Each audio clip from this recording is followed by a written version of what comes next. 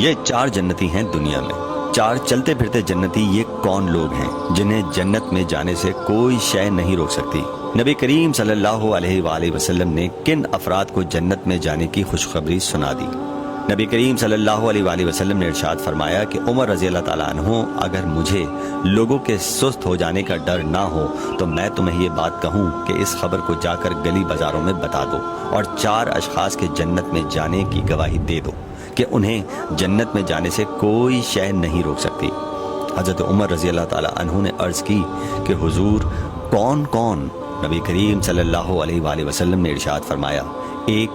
وہ عورت جس نے اپنی تمام محبتیں اپنے شوہر پر نچھاور کر دیں اور وہ اس حال میں مری کہ اس کا خاوند اس سے راضی تھا، جنت میں جانے سے اس کو کوئی شے نہیں روک سکتی۔ دوسرا وہ شخص جس کے بچے زیادہ ہوں، ذرائع آمدنی تھوڑی ہو، لیکن اس نے اپنے بچوں کے پیٹ میں کبھی